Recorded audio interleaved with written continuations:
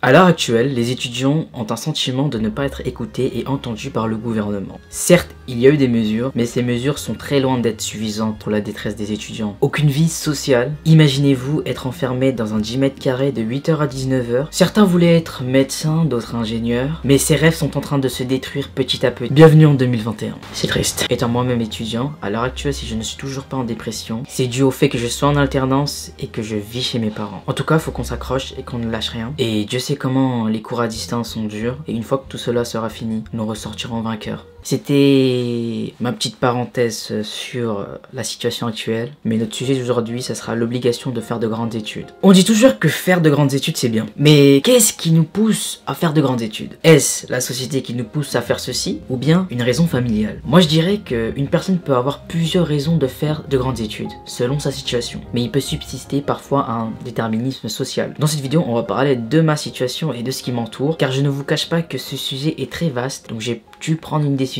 Moi, mes parents ont toujours voulu que je fasse de longues études. Pourquoi? Faut savoir que mes parents et moi-même avons fui la guerre au Sri Lanka. Et nous sommes venus en tant que réfugiés ici en France. Du coup, mes parents ne veulent pas que leur enfant galère, comme ils ont galéré avec les métiers d'ouvriers tels que commis ou encore femme de ménage. C'est pour cela qu'ils nous incitent fortement à faire de grandes études, pour que plus tard, nous n'ayons pas à subir ce qu'ils ont subi, entre autres toutes les difficultés de la vie. La plupart des parents issus d'une première vague d'immigration vont tout faire pour améliorer l'environnement social, dans lequel ils vont essayer d'élever du mieux qu'ils peuvent leur enfant. D'un autre côté, on peut être guidé par un rêve. Le rêve par exemple de devenir acteur. Néanmoins, sachant que mon rêve ne peut pas me nourrir et venir en aide à ma famille, si je ne perce pas, peut très bien me ramener de grosses pertes. Et on peut le constater dans la situation actuelle, comment les personnes qui sont dans ce domaine souffrent énormément. Et malheureusement, c'est le risque de ce métier. Donc pour moi, dans la tête, c'était fixé. Je devais faire mon maximum pour étudier aussi longtemps qu'il voulait. Car si je ne réalisais pas mon rêve, j'aurais quand même réussi ma vie en trouvant un travail à l'échelle d'un cadre. Donc d'après mon témoignage, on constate que l'environnement social joue énormément sur moi. Mais aussi que mes parents essayent de contrer le déterminisme social. Faut savoir aussi que certains parents veulent que son fils ou sa fille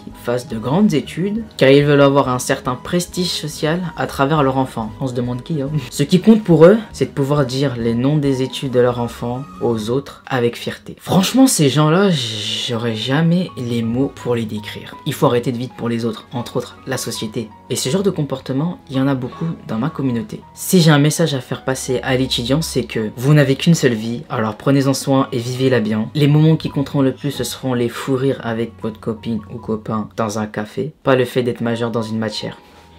Réfléchissez-y. Se vanter n'est pas négatif. Au contraire, c'est une bonne chose. Ouais, mon fils il fait ça et c'est ça et... Mais faut arrêter de classer les métiers. Si l'enfant veut faire ceci, bah qu'il le fasse. Pourquoi je dis ça? On constate quoi? Que la société a certains codes où il y a des métiers qui sont valorisés tandis que d'autres sont dénigrés. Une sorte de classement. Pour certains, faire de grandes études, c'est s'élever dans la société. Avoir un bon revenu, être cultivé, donc être intelligent. Mais l'intelligence ne repose pas sur le fait que tu as fait de grandes études. Ici, si tu n'as pas fait de grandes études, t'es vu comme une honte. Et ensuite, si tu fais ce métier... Si tu fais ce métier, ouais... Mais faut savoir qu'aucun métier n'est un sous-métier. Chaque métier est honorable. Mais d'autres choisissent d'autres chemins qui rapportent peu de valeur à la société, mais qui fait gagner beaucoup individuellement. Uniquement car on veut mettre la famille à l'abri. Voilà. Dans tous les cas, si tu veux quelque chose, il faut se battre. C'est tout. Si tu veux quelque chose, bah, tu l'auras pas sans effort. Il y a beaucoup de choses qui jouent en fait. Il y a des raisons familiales, il y a des raisons personnelles, il y a des raisons à cause de la société. Mais voilà, en tout cas, il faut juste savoir que si tu veux quelque chose, bats-toi, c'est tout. Si tu veux étudier dans ça, si tu veux être médecin, bats-toi. Donc voilà, j'espère que cette vidéo vous aura plu. Si c'est le cas, n'hésitez pas à lâcher le pouce bleu, à vous abonner. Et le fond a changé, j'ai pas dit, mais vous avez dû le remarquer. Donc voilà, bye. Un bonhomme pour faire la base.